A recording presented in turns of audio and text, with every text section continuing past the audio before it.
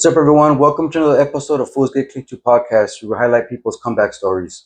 Welcome our next guest, Ariana. Hi. So how was it growing up for you as a child? Growing up, I had a okay childhood. I mean, my parents, they're still married to this day. They're married 43 years. Oh man, that's awesome. But growing up, they took us on little vacations, and had an okay childhood. They were never home. My mom and dad both worked full time. My dad, he worked construction, so he was in a union. So he'd get up like at 3 in the morning, come home like at 8. My mom would get home like at 8. Um, my grandma was the one that would watch us. Okay. She was home with us when we were home. So how was elementary school for you? How was your school years growing up? Elementary, so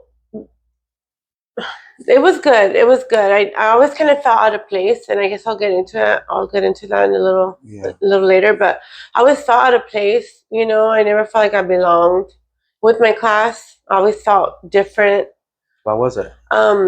When I was because my parents weren't home.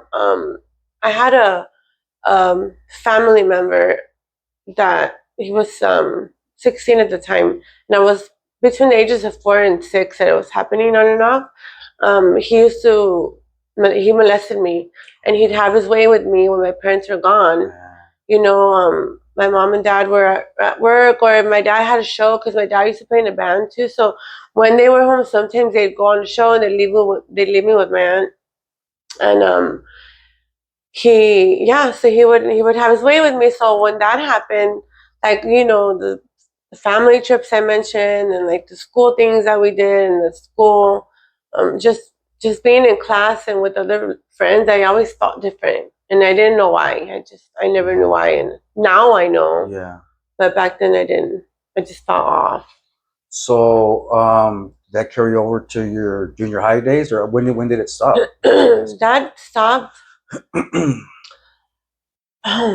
Did he get caught, or he just stopped, or? Well, no, it came. I told my mom when I was 12. I think it stopped about 6 years old or 7. It came out. I told my mom when I was 12, and she didn't believe me at first. Yeah. And then her and my aunt started talking about it, and apparently it was something that was already known of him or from the family. With other people in your family? Or? Yeah. Yeah. So, but my mom kind of she asked me like, "What do you want to do?" I remember her asking me, "What do you want to do?" And like, I don't know. When the question came, what I wanted to do about it, I was 14, and at that time I was just like, "No, I don't want any drama. I don't want anyone knowing about it." So yeah. Do you think that was a reason why you started using drugs or drinking, or did you just drink to have fun? I did. I started, I think, because I felt so out of place. When I was 14, I tried meth for the first time. So you went straight to meth? You didn't drink? No.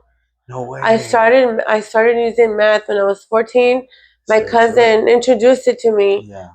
And she asked, "Hey, do you wanna do some glass?" And I was like, "No, it's gonna smell in my room." Like, no.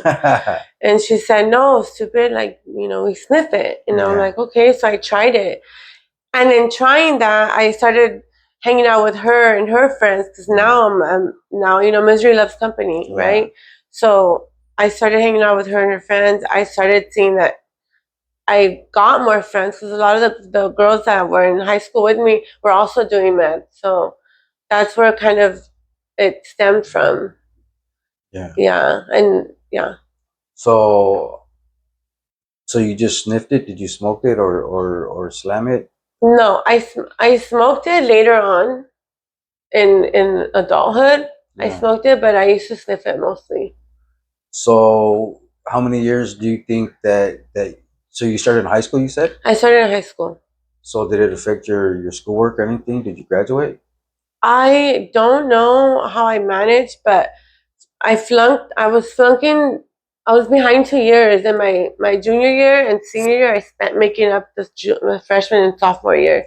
So I ended up graduating. You go to continuation? No, You no, I just You got all tweaked out and started doing the yeah, I homework or just what? yeah. I started like got the foot to the pedal to the metal. Yeah. Yeah, I started to like do my makeup work in adult school and after school No and way. Saturday school, and Yeah. I was able to make it up luckily. Were you on a good one when you were doing it, or you were just I doing it? don't. To be honest, I don't remember. Probably. Yeah. Probably because I don't think I stopped doing that until Yeah. I was like 19. Is when I stopped. I had my son when I was 19. My oldest, he's 21 now, but I had him when I was 19. When I got pregnant with him, I stopped doing it. So you stopped with him, and so what happened? How come you started again? I started. So I have 4 kids. They're 19, 21, 19, 10, and 9. Um, my two youngest, I have two baby daddies, okay, and I stopped. But when I met my 10-year-old dad, he was a plug, and he had like unlimited amount of coke. So that was the second baby's dad. Second baby daddy. Okay. Is So when I started. did the first one use too, or no? No, no, he was a good guy. He was a good guy, but we don't like good guys. Did he know you were using? I think he had an idea. Yeah. I think he had an idea because he would look at me like, "Let me see your eyes," and I'd be like, "You're dumb. Like, where did you get my eyes for?" Yeah, yeah. But I think he knew when we were dating that I was using. Yeah. So it didn't work out with him, and then how did you meet your new baby's dad? Just picking up from him, or? Yeah. So I was married. And then I got divorced, and I met him probably like 10, no, 9 years later, and I started partying. I was partying. I met him through the people we were partying with. I was partying with. I was going out and. So how long after you had your kid did you start using again? Did you not use for the 10 years? Yeah, I didn't use meth. I didn't use meth again, and I'll go back to it later. But Yeah. I didn't use meth again. Did you drink or anything? I was drinking, but I wasn't a heavy. Like I maintained my job. Yeah. I had a good job. I worked at Cedar Sinai. Yeah. For 5 years, different hospitals, and we would party, and then we'd go back home, and then weekend would come, and then I would, just like a normal person. That's how I was doing it at the time, and then it got out of hand during the pandemic. Oh yeah, a lot of people started during the pandemic. It was. So how did you meet your second baby's dad? Doing a party, just we had a group of people, and then just friends of friends, Yeah. And I met him. He used to have he lived in Ontario. He was a trap. It was a trap house. No way. And so there was unlimited coke, and we were up to like 7, 8 in the morning, and then we would just keep going. And during that time, I didn't have my two older kids. They'd go with their dad. So the times that I wasn't with them, I was doing that. Okay. So where did your addiction take you? So did it spiral out of control after being with him, or? It did. After I got pregnant twice, obviously with him. After the last one, the pandemic happened. I had him 2018, 2021. I moved out. I moved out 2020 right before the pandemic hit, and then they did the shutdown. I moved back to my mom's house, and then when I went to my mom's, it was a toxic environment for me at my mom's because I couldn't go out. Yeah. I had to be like, she was always checking to see where I was going. I couldn't go to the plug's house.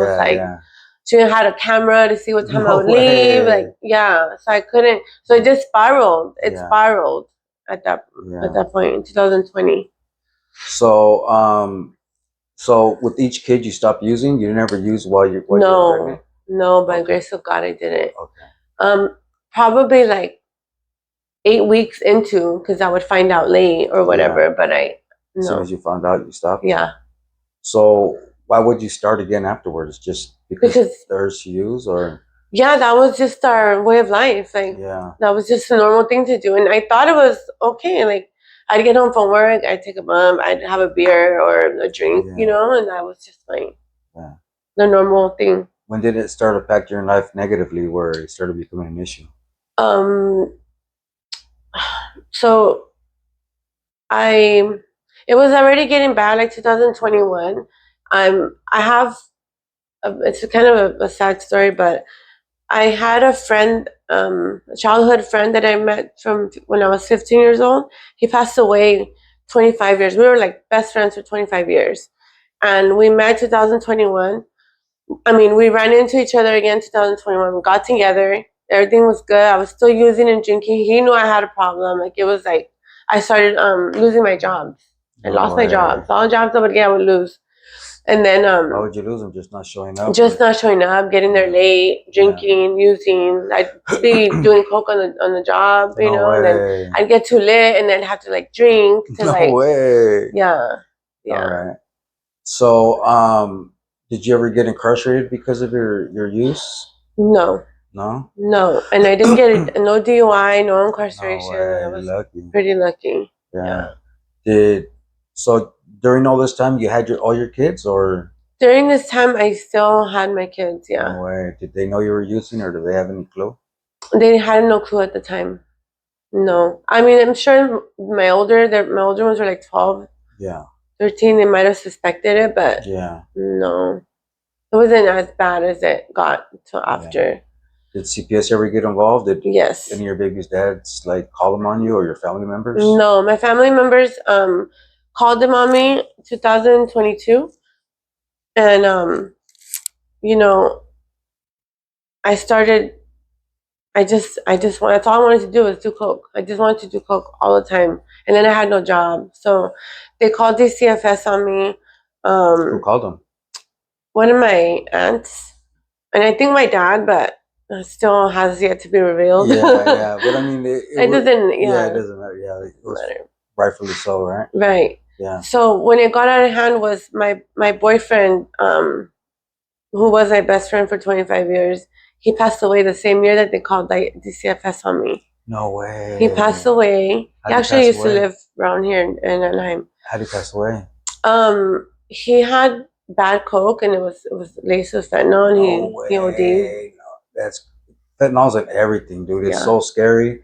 I'm glad that I wasn't around for the fentanyl me too. epidemic. You know what I I mean? mean, 'Cause, yeah, like I would have been dead for sure. yeah. I had a friend that had 7 years clean, got with this guy, and he was really toxic, and he was using, and I guess started using together, and she picked up from him one time, went to her house, and then did a shot because she used the IV meth Uh-huh. and had fed on it, and she died. Shit. Yeah, and her kid found her in Oh the bathroom. no. Yeah, Yeah. it was really bad. Yeah, that's Yeah. horrible. His son found him in bed.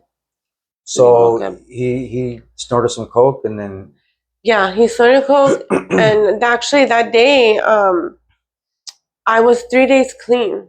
I was trying to stay clean because I knew I had this case on me, and I was supposed to go to his. It was his birthday.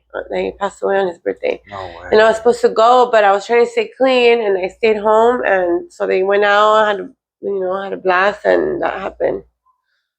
So was anyone with him when he passed, or he just passed in his house, or his two sisters were with them. no way? Yeah.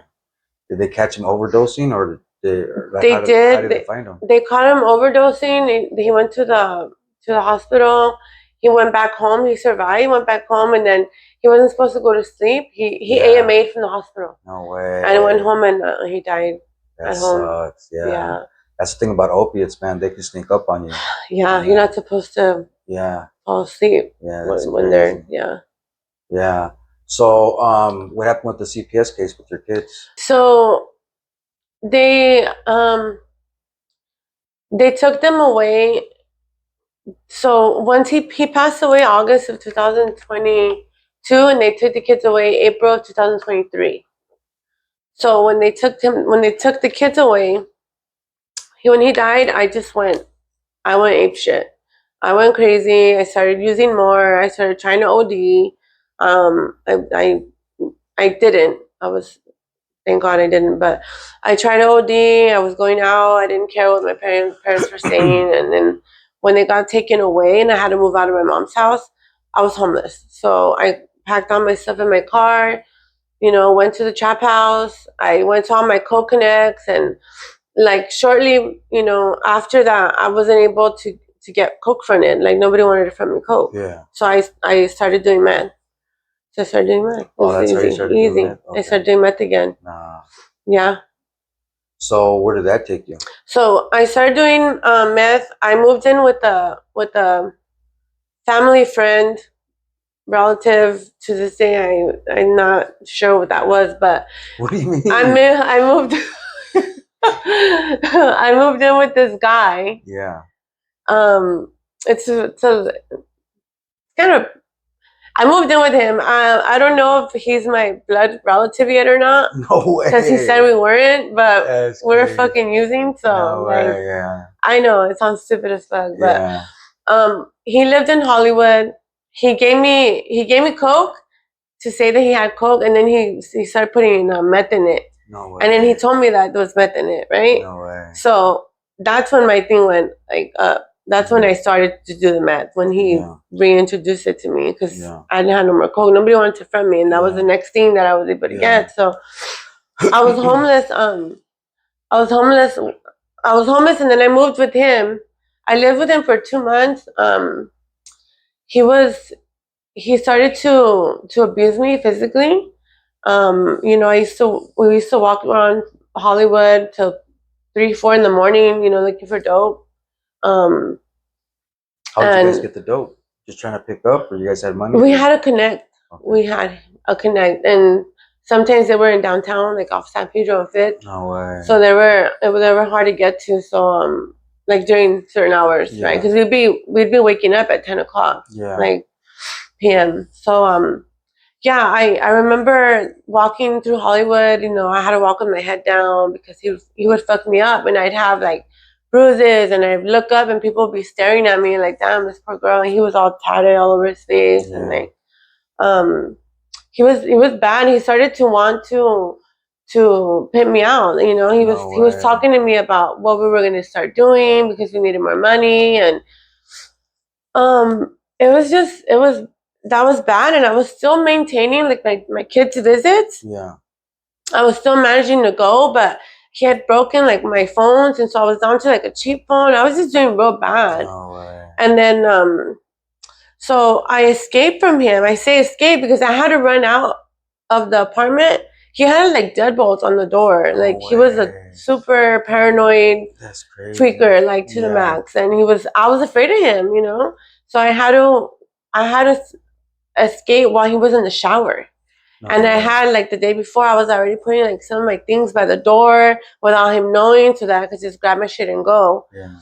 And I waited for him to be in the shower, and he heard the door, and he fucking chased me out the door naked. No way. Fucking naked, and dragged me back took all my shit from me, my car keys. He caught me. No way. My car keys, my backpack, my phone, my makeup, all my shit, my everything.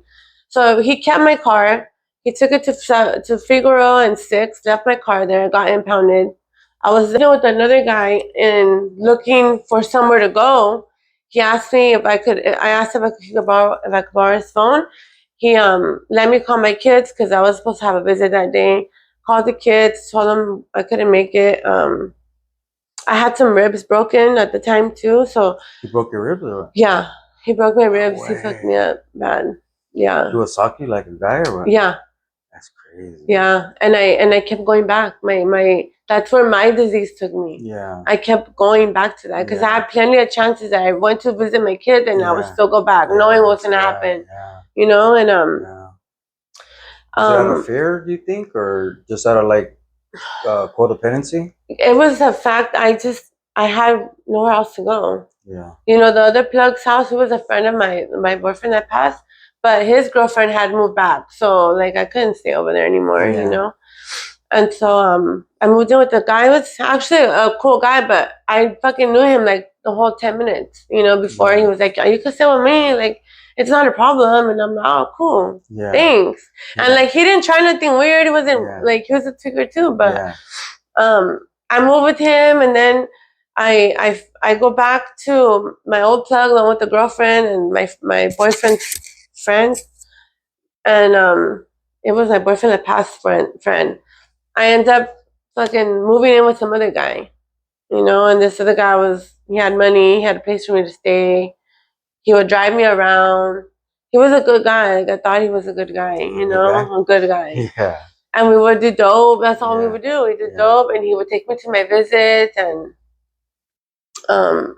it ended up being another really abusive relationship, and I couldn't get out of it. I was with him for 2 years.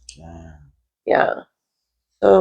So what happened with the outcome of your CPS case? The CPS case was still on. They were. I mean, I wasn't doing my drug testing. I kept missing. Did you have a patch or?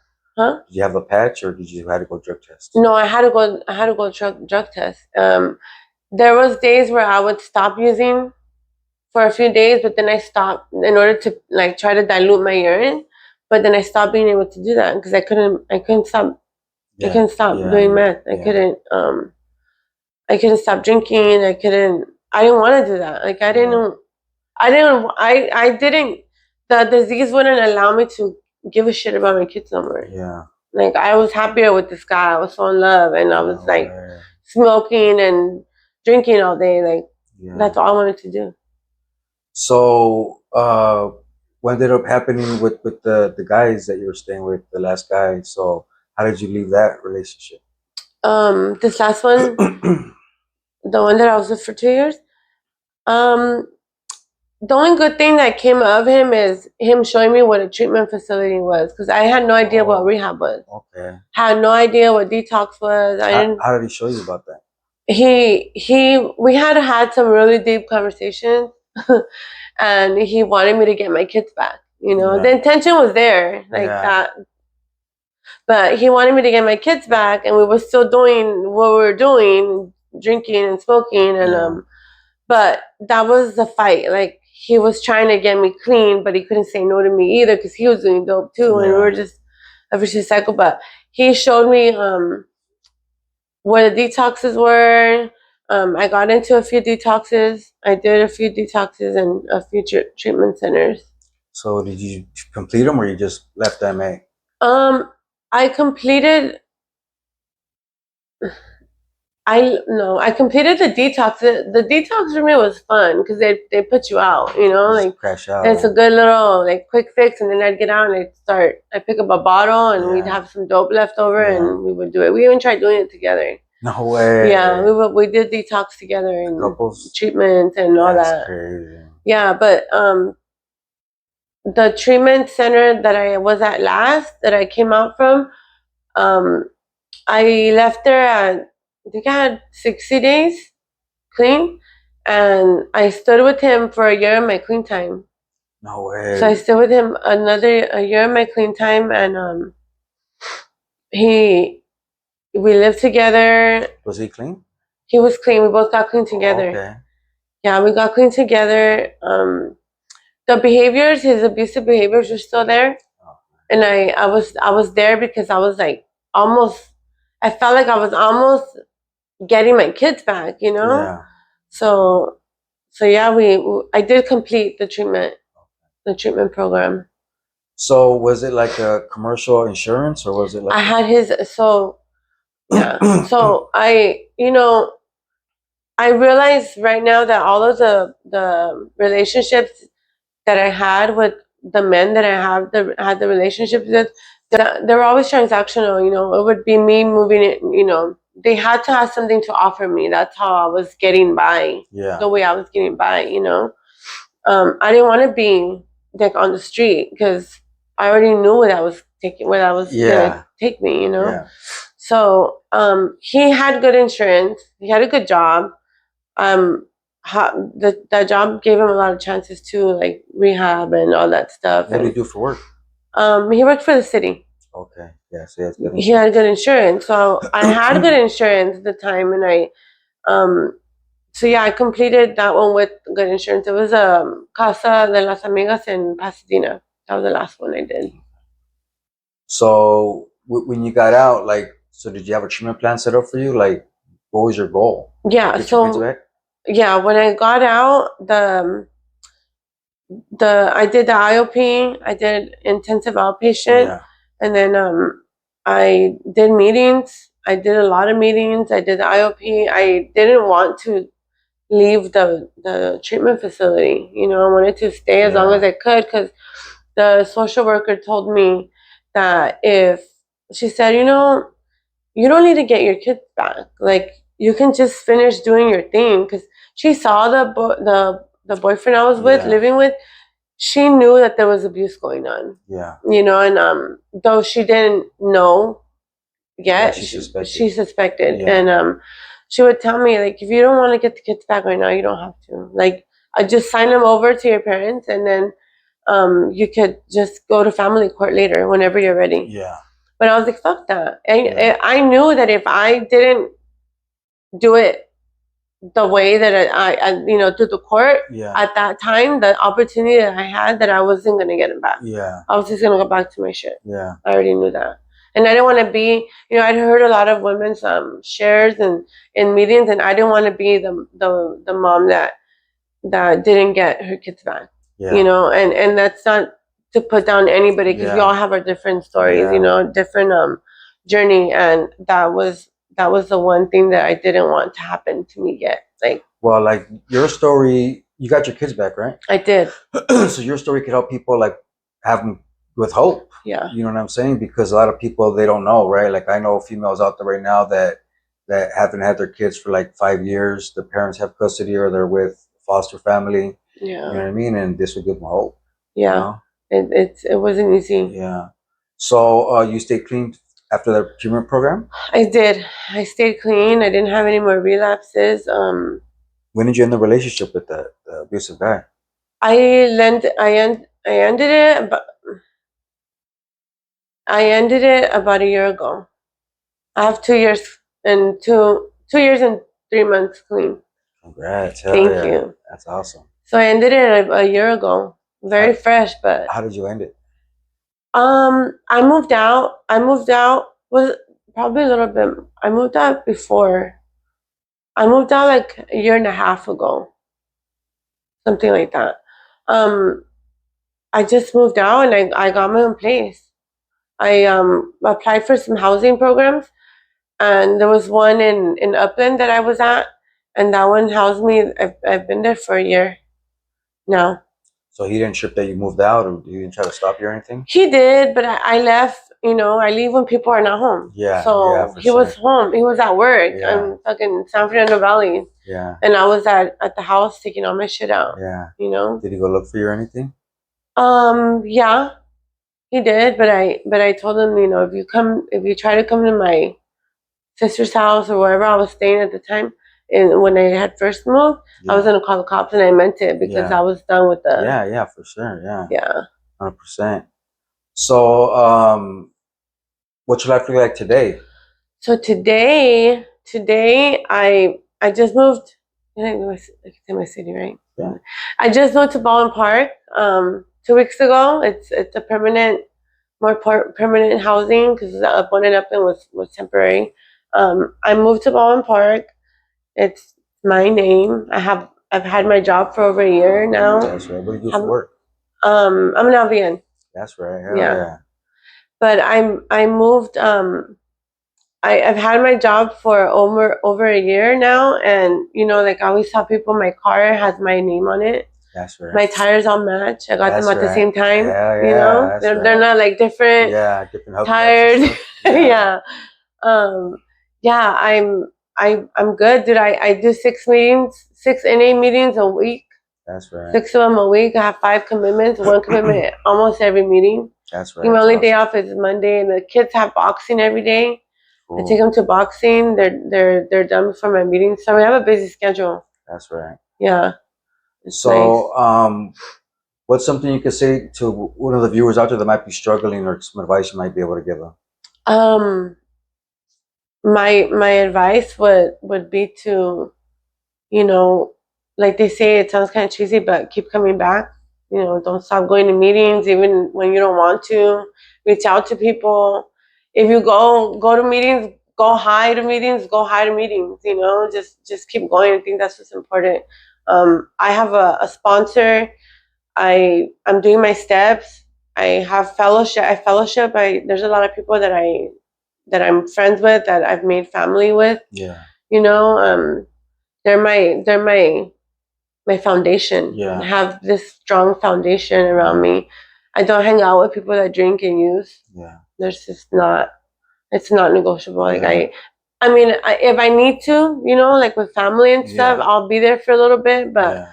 the second like things I start smelling people and seeing shit going on, like Yeah. Yeah.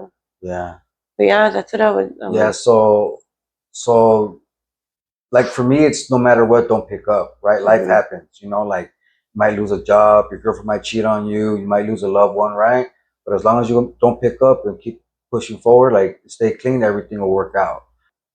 And in the rooms, like people just want to see you do good, right? Like they don't have any alternative motives, they don't want anything from you, they just want to see you recover. You know what I mean? So get connected, um, create a recovery circle around you, people you can call whenever, and thank you for coming on. Thank you for having me. Yeah, no problem. Remember, redemption, fools get clean too. What's your comeback story?